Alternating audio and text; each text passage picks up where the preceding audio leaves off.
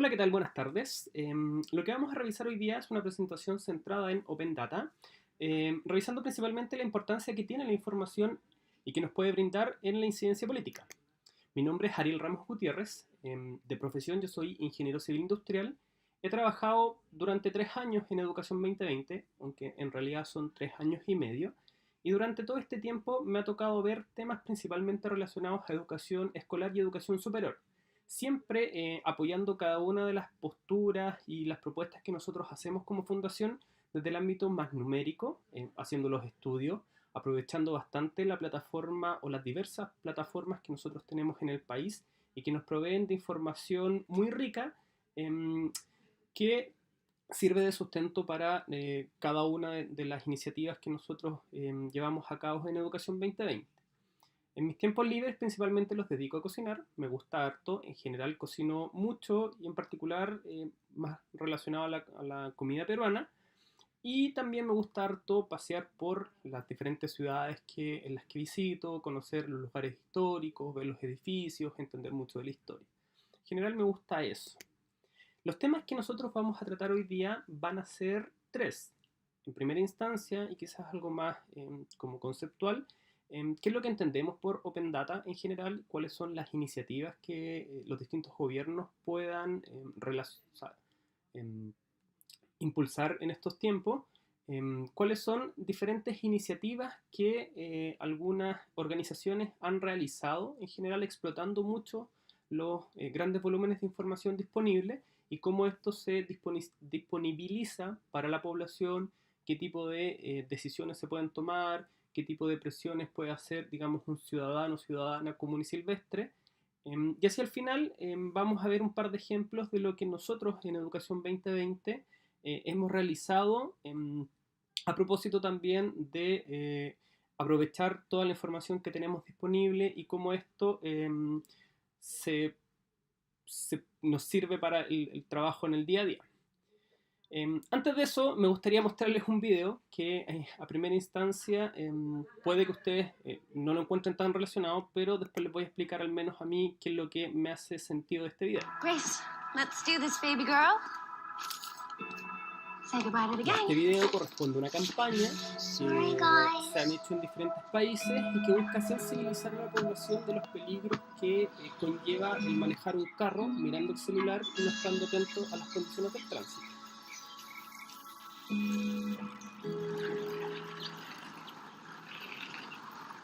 Stupid. Hey, do you want me to pick anything up? You know what? I'll leave Mazzonis. I don't care. Mommy, I forgot my crystal bracelet. It's okay, sweetheart. It'll still be there when we get back. Everyone loves the picture I posted of you.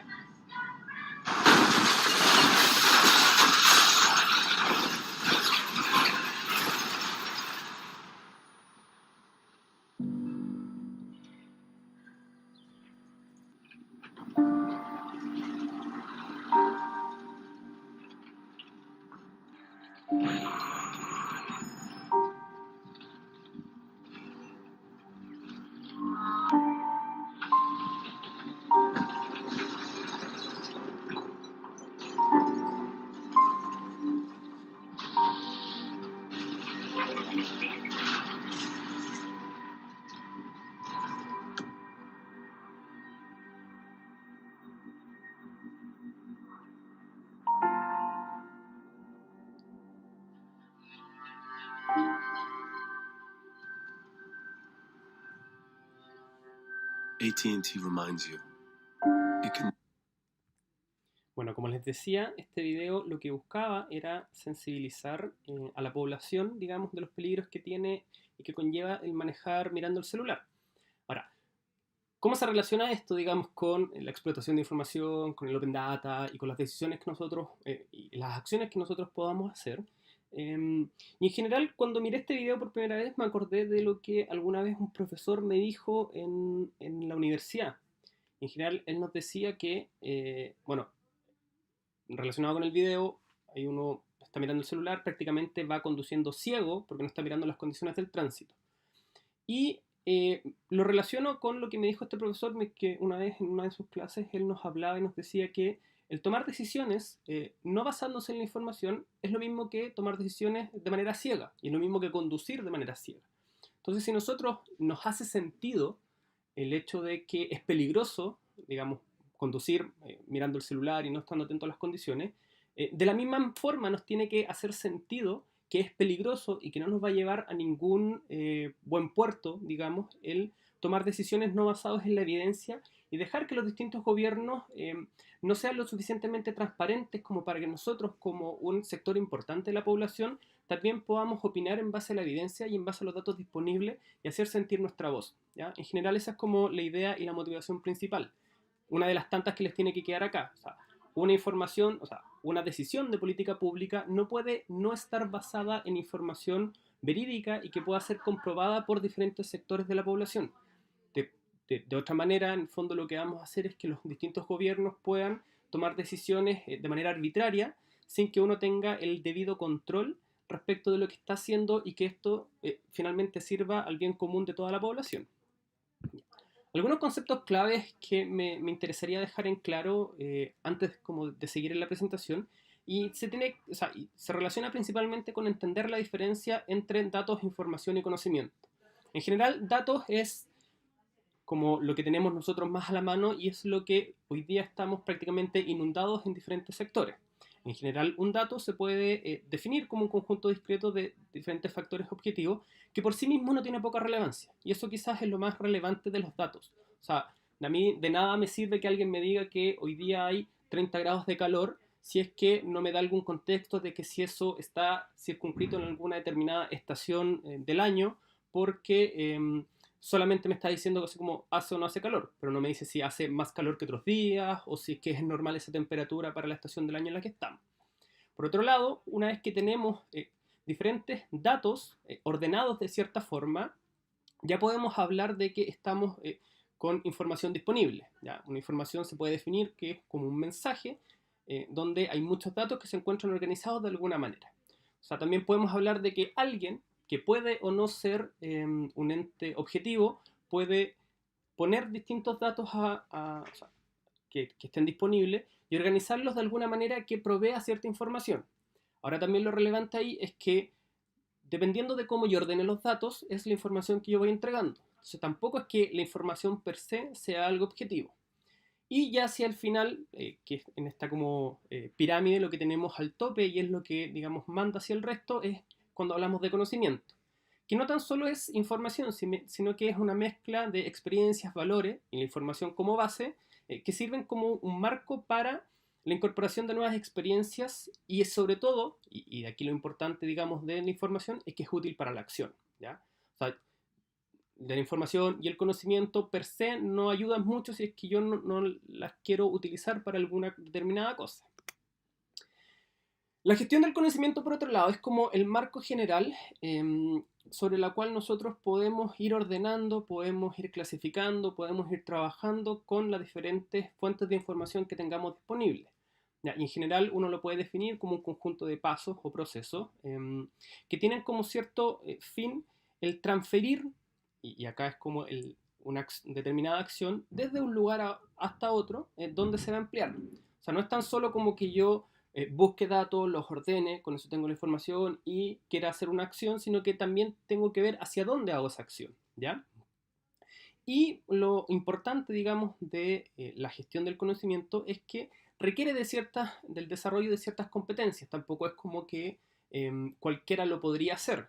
Ahora, no son tan complejas como pudiese ser tiempo atrás, dado el desarrollo tecnológico que tenemos hoy día en el mundo, que nos permite, no sé, explotar información en China y poder utilizarla en Panamá, poder utilizarla en Chile, en Argentina o en el lugar en que nos encontremos del mundo. Solo bastaría, digamos, tener acceso a una conexión a internet para aprovechar este trabajo que está haciendo otra persona más. ¿Qué es lo que nos permite avanzar tanto, digamos, en la generación de conocimiento? Y este es un gráfico clásico que se muestra mucho en las carreras de ingeniería en general y muestra cómo se predijo hace mucho tiempo, que esta es la ley de Moore, que iban a avanzar la capacidad de procesamiento de la información. En su minuto, estamos hablando de mediados del siglo pasado, 1960, 1970 por ahí. em, Richard Moore, que fue el que enunció esta ley, decía que cada 8 años se iba a duplicar la capacidad de procesamiento que iba a tener, em, que iba a tener la población y por consiguiente también la generación de información disponible que íbamos a tener, ¿ya? Hoy día se han ido ajustando porque el desarrollo ha sido mucho mayor a lo previsto y, digamos, las predicciones más actuales hablan de que cada 2 años o cada 18 meses se está duplicando la información que tenemos disponible. O sea, ya estamos hablando de grandes volúmenes de información. Y el problema no se centra tanto en tener acceso a la información propiamente tal, a los datos y al conocimiento, sino que en poder discriminar qué tipo de información, qué tipo de datos me son útiles o no. Ya, ahí son habilidades mucho más blandas que duras las que uno debiese tener y un juicio crítico bastante desarrollado para poder saber si es que la información que tengo disponible es verídica, es real, es fidedigna, más allá de que el dato esté ahí, si es que es un dato actualizado, si es que es un dato pasado, y cómo esos datos me sirven como soporte a la toma de decisiones y al poder impulsar, en el caso nuestro de Educación 2020 y de algunos, también el caso suyo cuando impulsen algunos proyectos, cómo esto sirve de soporte y de palanca para impulsar los cambios que cada uno quiera en función de nuestros proyectos personales o proyectos colectivos, ¿ya? Ahora, volviendo como al tema central de esta presentación, vamos primero a entender qué es el Open Data, ¿ya? En general es un concepto que busca que determinados tipos de datos o de información esté disponible de forma libre para todo el mundo, ¿ya? Y aquí se hace bastante hincapié en que no exista o no hayan restricciones respecto al derecho de autor, restricciones de patente o algún tipo de mecanismo de control. Cuando hablamos como de mecanismo de control, por ejemplo, puede ser que la información esté en un formato que sea leíble por distintos como explotadores de información. O sea, que no, por ejemplo, si es que yo tengo una planilla en Excel, ya estoy poniendo alguna barrera determinada, porque si es que yo no tengo Microsoft Office, que es el que lee algún dato de Excel, no tengo acceso a esa información. Entonces, en general, son políticas, es un concepto que trata de que la información esté disponible, ojalá en archivos planos, en archivos que sean leíbles y extraíbles de distinta manera y que no se requiera de alguna determinada licencia para poder acceder a esa información, ¿ya? Con eso, ¿qué es lo que se busca? Se busca disminuir todas las barreras de entrada que podamos tener y que la información sea accesible lo más posible para diferentes poblaciones del mundo, de los países, regiones, etcétera, dependiendo de donde uno se pare, ¿ya?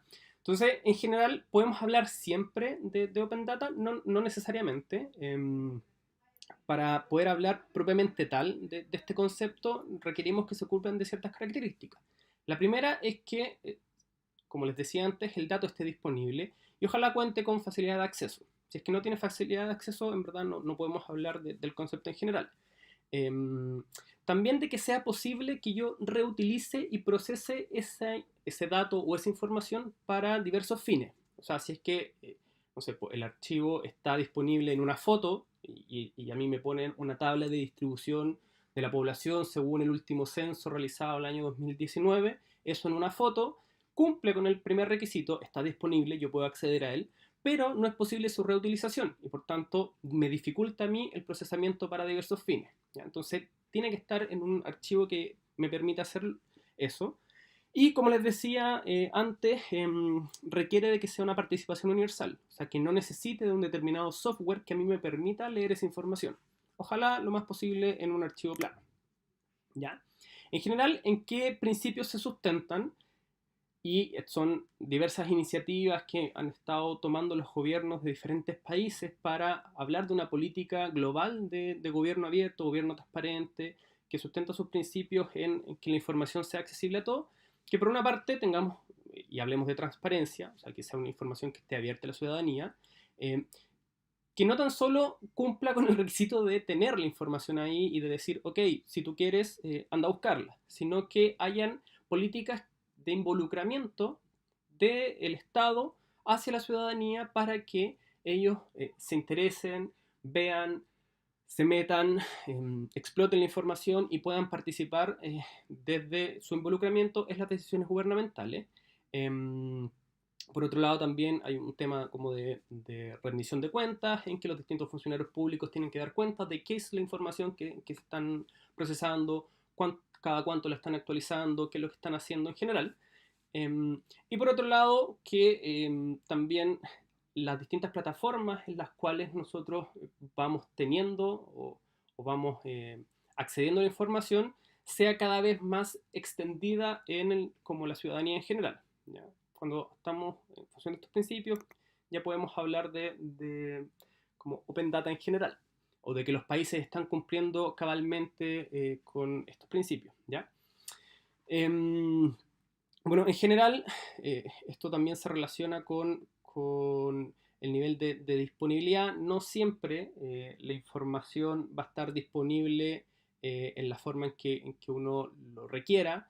Hay algunas webs que todavía hoy día tienen solamente información para consulta, otros que están avanzando y han dado un paso, pero tienen información estructurada en ciertos formatos, y ahí uno está en presencia como de ciertas barreras de entrada para poder explotar la información. Lo otro es ya en como archivos planos que solamente tú como que tienes que hacer una especie de algoritmo y poder consultar y leerlo. Por otro lado, ya tenemos también datos de información como de consulta directa. Y por otro, ya en los niveles mucho más avanzados, estamos hablando de que son sitios que disponen los países donde yo puedo en una sola plataforma poder acceder a información, no sé, de distintos ministerios, de distintas reparticiones públicas, poder ir vinculándolos unos a otros, dando como el contexto, esto que yo les hablaba antes de tener como este conocimiento, ya es el nivel más avanzado en términos de disponibilidad de información. Ahora, ¿por qué en general los gobiernos han avanzado en el mundo hacia una política de datos abiertos? En primera instancia porque facilita la transparencia, por otro lado también fomenta la participación, y en el caso particular de educación contribuye a la mejora de las políticas públicas, porque hace que diferentes actores de la sociedad civil puedan, mediante su propio interés, acceder a ciertos conocimientos, a ciertos datos útiles que les permitan incidir, proponer y mejorar las distintas iniciativas que se están haciendo. El mapa que vemos a la izquierda es un mapa que se elaboró hace muy poquito, donde como que se marca los países que más han avanzado, son como los que están en color amarillo o naranjo, y los países para preocuparse son, digamos, toda esta diagonal que va desde el extremo inferior izquierdo hacia el extremo superior derecho, como esa diagonal, que son los países en rojo. Ahora, ¿qué iniciativas podemos mostrarles nosotros? Y son parte de las que hemos buscado acá en la Fundación. Respecto a esta materia, bueno, tenemos tres. La primera es una plataforma que depende de la Biblioteca del Congreso Nacional del país, donde presenta el detalle con la información disponible de la ley de presupuesto. Ya, aquí vamos a hacer clic y vamos a revisar acá. Aquí el sitio, que es los presupuestos del periodo 2018. Acá nosotros podemos ir revisando los distintos años hacia atrás o hacia adelante. Año 2019, que es el más actualizado, escoger las partidas, podemos ir viendo cómo se desglosa el presupuesto del Ministerio de Educación, cuántos miles de millones de pesos es lo que se destina, cuánto fue la evolución que tuvo respecto del año anterior al año actual, cómo se desglosa el presupuesto en las diferentes partidas del ministerio, en la Subsecretaría de Educación, que es la que se lleva la mayor parte de la torta, después la Junta Nacional de Auxilio y Beca, Junta Nacional de Jardines Infantiles, la Dirección Nacional de Educación Pública, que es un ente que se creó hace muy poquito, cómo ha ido la ejecución hasta junio del año 2019 en tema de los gastos. Entonces, cualquier persona que se meta a revisar este sitio puede ir viendo cómo es que cómo ha evolucionado históricamente el presupuesto. Acá lo podemos tener en términos nominales y en términos reales, y cómo ha ido la ejecución hasta junio del 2019. Entonces uno podría decir, mira, el ítem relacionado al Consejo de Rectores ha tenido una ejecución casi del 100%, o sea, andaría bastante bien. Por otro lado, otros ítems asociados a la Agencia de la Calidad o la Junta Nacional de Auxilios Escolar y Becas han tenido, vamos a volver, han tenido una ejecución bastante baja, en torno al 20 al 30%. Entonces con eso cualquier ciudadano informado que quiera incidir o que quiera ir a alguna autoridad y pedirle algún tipo de explicación respecto a lo que a por qué ha ocurrido con la Agencia de la Calidad, con la Junta Nacional de Estudios Escolar y Becas. Acá también podemos ver la Dirección Nacional de Educación Pública. Puede tomar esta información y después ir a pedir que le rindan cuenta, ¿ya? Ese es el poder, digamos, que uno tiene cuando se enfrenta a este tipo de plataformas y sabe más o menos cómo explotarla, ¿ya? Vamos a seguir acá. El otro es una plataforma ya más independiente. En el caso de la Biblioteca del Congreso, eso depende del Poder Legislativo. Acá estamos hablando de una plataforma diseñada por una ONG de manera independiente, que también lo que busca es compartir información respecto al gasto público y busca que la ciudadanía se empodere a través de la información disponible. Entonces vamos a ver su sitio. Acá. Vamos a revisar aquí. Y bueno, lo que tenemos nosotros acá en este Observatorio del Gasto Fiscal en Chile es la información respecto de cómo están gastando, ya sea los municipios, los gobiernos centrales, el presupuesto, en qué gasta, a quién le compran. Por ejemplo, acá tenemos la información a través de los municipios, que son las alcaldías. Lo que vemos acá es información de como cuáles son los proveedores a través del tiempo, cuál es el proveedor al que más se le compra, qué municipios son los que más compran a distintos proveedores. También podemos ver información respecto de cómo ha ido la evolución de los ingresos fiscales, qué compran los municipios acá, en términos de plata, lo otro era en términos de cantidad. Entonces acá podemos ver que en general, no sé, la torta más grande son servicios de mantenimiento, que son proveedores ya más relacionados a artículos de oficina, que es Prisa, Red Office, Dimerc. Copec S.A. es la empresa más grande distribuidora de combustible. Entonces, en general, son artículos más relacionados o a oficina o a gasto de combustible, ¿ya? Ese es como el tipo de información que uno puede recabar mirando esto. Si seguimos, lo otro ya es una plataforma independiente que es Polidato, donde lo que ellos hicieron fue tomar la información también disponible desde el Congreso, que hablaba de cómo era el desempeño en materia legislativa de tanto diputados, diputadas, senadores y senadoras, y trataba de abrir y de informar a la ciudadanía cuál era el porcentaje de asistencia, cuál era como su trabajo en comisiones, cuántos proyectos presentaba los distintos diputados. Y aquí vamos a ver su sitio web, donde estamos viendo, esto ya está bastante actualizado, y tenemos la asistencia por comisiones de los diferentes parlamentarios y parlamentarias a través del país.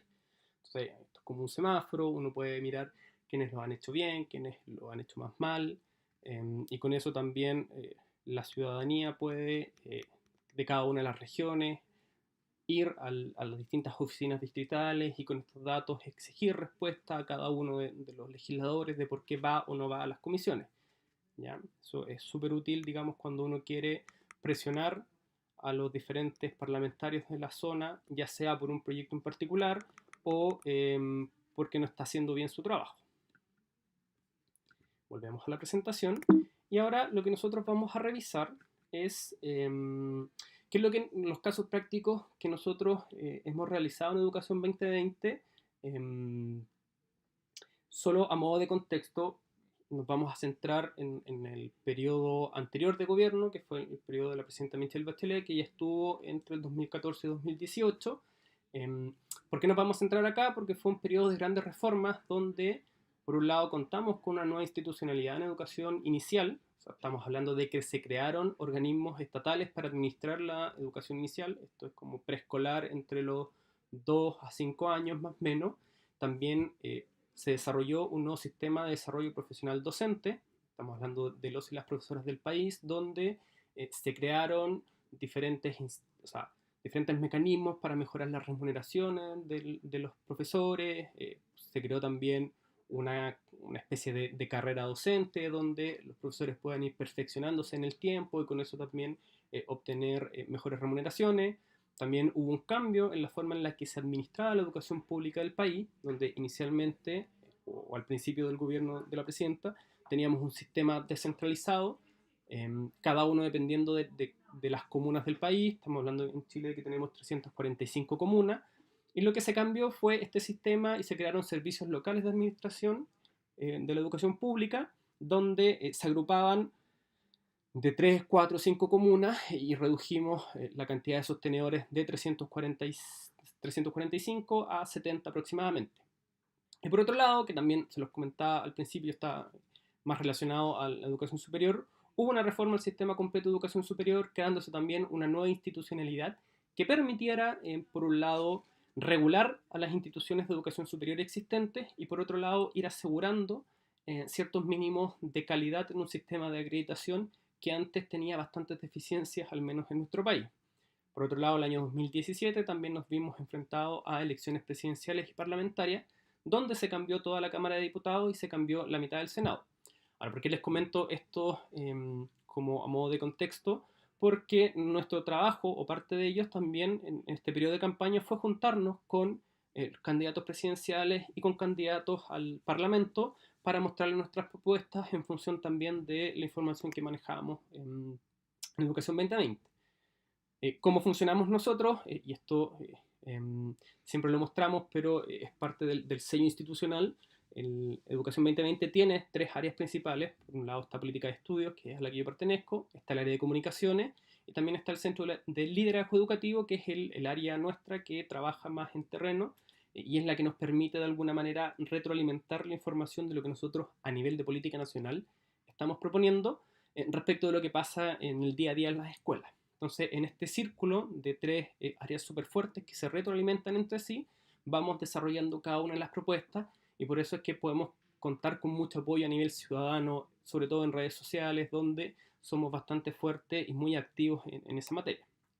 Entonces, lo primero que vamos a mirar de los casos prácticos, también a modo de contexto, en Chile, en educación escolar, estamos hablando, cuando hablamos de establecimientos, contamos con cerca de 12.000 establecimientos educativos. La población a la que se atiende en educación escolar son cerca de 3,5 millones de estudiantes y a nivel de directivos y docentes estamos hablando de un número cercano a los 200.000, son entre 200 y 210.000.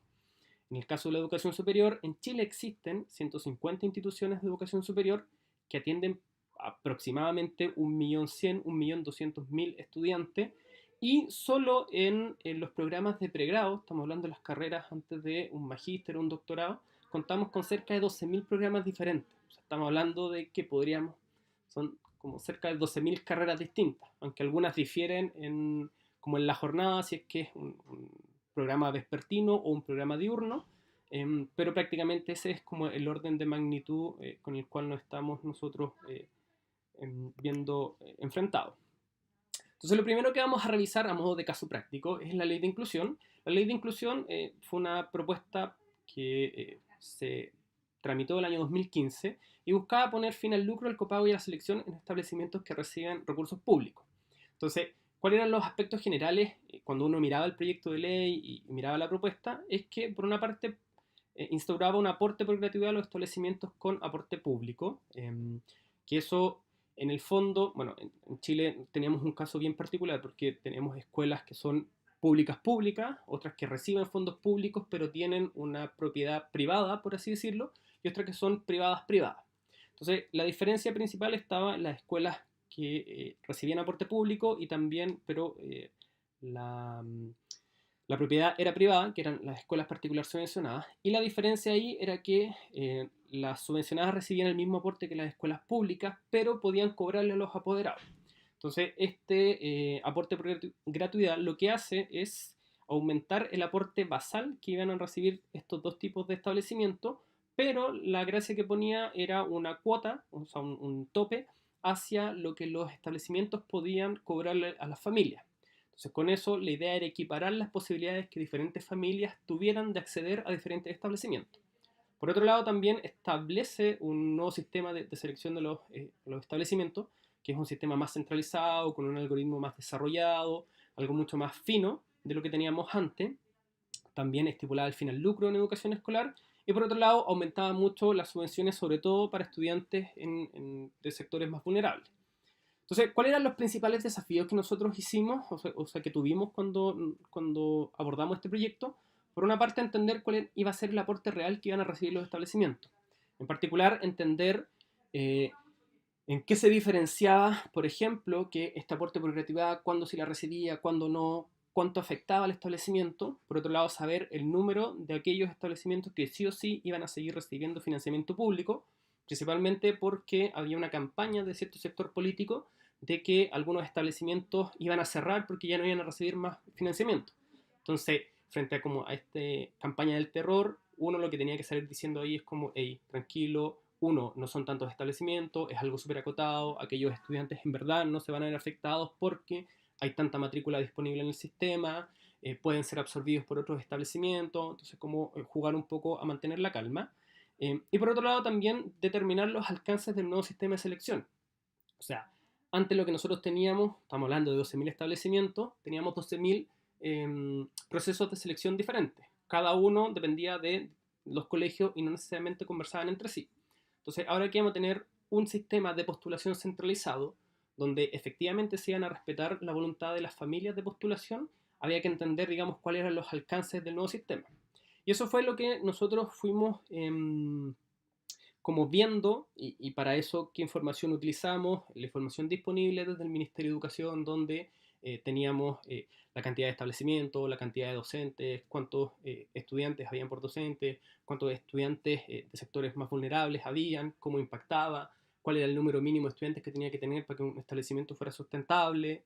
Digamos, todo ese tipo de preguntas que nos fuimos haciendo, las fuimos apoyando con la información que teníamos disponible. En el caso de la carrera docente, este es otro de los ejemplos. Básicamente es la ley que crea el nuevo sistema de desarrollo profesional. Al menos cuáles eran los aspectos que a nosotros como Educación 2020 nos preocupaban. Uno, que el proyecto consideraba un aumento importante del salario de los docentes de acuerdo a los tramos de desarrollo profesional que tenían. Por otro lado, aumentaba el porcentaje de las horas fuera de la sala de clase, o sea, que no estuvieran necesariamente haciendo clases, sino que aumentaba el porcentaje, por ejemplo, de horas para planificar las clases del día de mañana. Y por otro lado también establecía ciertos requisitos adicionales para las carreras de pedagogía y esto impactaba en el mundo de la educación superior. Entonces, ya que aumentaba el salario de acuerdo a, primero, creaba estos tramos de desarrollo profesional, aumentaba el salario en función de eso, entonces nuestra pega ahí, aprovechando la información disponible de los docentes, donde teníamos los años de servicio que llevaban, cuántas menciones tenían, si que tenían especialidad o no, qué tipo de profesor era, o sea, si era un profesor de lenguaje, un profesor de matemática, cuántas horas de contrato tenía, cuántos establecimientos diferentes estaba contratado, si es que era hombre o mujer, cuál era la función principal, si es que era un profesor de aula, un jefe de departamento, si es que era un director, un inspector del establecimiento o alguna otra categoría. Esa información nosotros sí la teníamos disponible y con eso pudimos, en base a los principios que establecía esta ley, poder construir este salario y compararlo con el actual que recibían y ver si es que efectivamente era tan buena la mejora o si es que había algún espacio como para decir, ¿sabes qué? Acá hay que poner ojo porque no es lo que está diciendo el gobierno. Por otro lado, y ya que el proyecto lo que busca es aumentar las horas fuera de la sala de clases de un docente, si es que nosotros hacemos eso, en el fondo lo que estamos también diciendo con esta política es que voy a necesitar a contratar más docentes en las distintas escuelas, porque si les aumento la hora fuera de la sala de clases, necesito que alguien cubra esas horas. Entonces lo que hicimos nosotros fue determinar el número de docentes adicionales que requería el sistema por el solo hecho de aumentar las horas. Entonces también la alerta que pusimos es que, ojo, pues están saliendo cerca del orden de 7.000 a 10.000 docentes por año y el número en verdad que se requieren es más que eso, entonces necesitamos aumentar la cantidad de estudiantes que van a entrar a la carrera de pedagogía o no nos van a dar los números para tener los docentes que se requieren, dado que yo ahora les reduje el porcentaje de horas que tienen que estar en la sala de clase. Y con eso también nosotros lo que hicimos fue modelar, a propósito también de los nuevos requisitos para la carrera, cuánto eran los docentes que año a año se iban a estar titulando, cómo impactaba en las carreras que existían hoy día, cuáles derechamente no iban a recibir estudiantes nuevos porque no cumplían los requisitos, y cómo eso también podía impactar al sistema en el largo plazo. Esas son diferentes propuestas que nosotros realizamos, que las dimos a conocer en diferentes propuestas que pueden encontrar en nuestros sitios web. Y finalmente, el último ejemplo que les quiero mostrar, y con esto ya ir terminando la presentación, es el de la ley de desmunicipalización o el nuevo sistema de educación pública, que crea este nuevo sistema que yo les hablaba de que estamos hablando de 70 servicios locales de educación. Entonces, los aspectos que a nosotros nos interesaban del proyecto, por un lado, es que modificaba la cantidad de sostenedores de educación pública, ya no era uno por comuna, que en total eran 345, sino que los agrupaba y quedaban en 70, fusionando territorios para una administración común y estableciendo también una serie de instrumentos de gestión para la nueva administración. Se supone que son instrumentos mucho más objetivos a los que teníamos antes. ¿Y cuáles eran los desafíos que nosotros tuvimos cuando revisamos esto?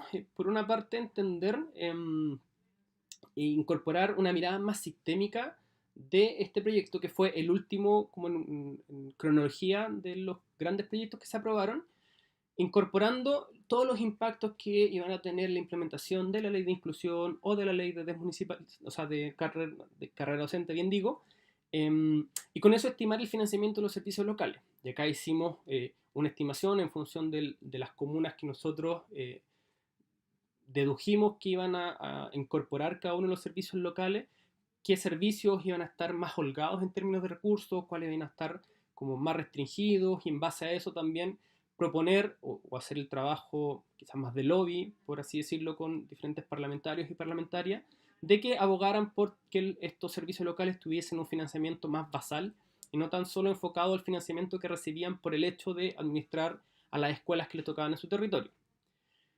Y en base a eso pudimos hacer propuestas que de alguna manera tendieran a estabilizar el financiamiento basal entre los diferentes servicios locales, determinando cuáles eran las regiones que presentaban más disparidad en la disponibilidad de los recursos y apoyando también que esta implementación se realizara de buena manera. ¿Ya? Estas propuestas nosotros también las pudimos hacer porque teníamos información de la matrícula por colegio, de el número de estudiantes vulnerables, de cuánto era el financiamiento que recibían en función de los estudiantes que estuviesen, no sé, entre los 2 y los 3 años, entre los 3 y los 5, de 6 a 10 años, que es un tipo de financiamiento, de 10 a 14 tienen otro financiamiento, y con eso, como bien a detalle, fuimos modelando hacia arriba cuál iba a ser el financiamiento total que iban a tener cada uno de los servicios locales en función también de las comunas,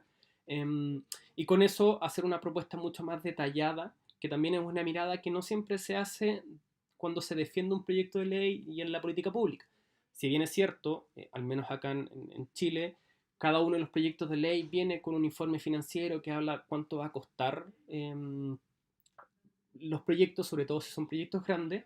Muchas veces hay información que como tomador de decisión, digamos, el actor político, no quiere dar a conocer en primera instancia porque puede ser puede hacer ruido y puede hacer muchas veces que el proyecto se caiga porque puede ser muy costoso. Entonces, el rol que nosotros cumplíamos ahí era como de dar a conocer que quizás la plata no estaba alcanzando y que se requerían más recursos. Ya, finalmente, ese fue como nuestro rol en este proyecto que creaba el nuevo sistema de educación pública.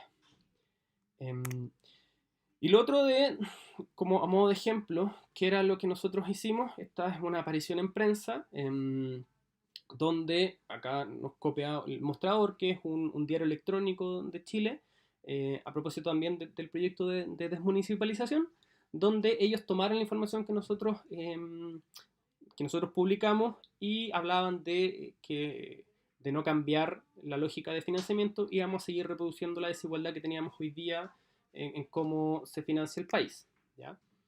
Y por otro lado, como también el otro ejemplo, a propósito de lo que les hablaba, de cuántos docentes se requerirían de acuerdo a los cambios que involucraba la ley de carrera docente.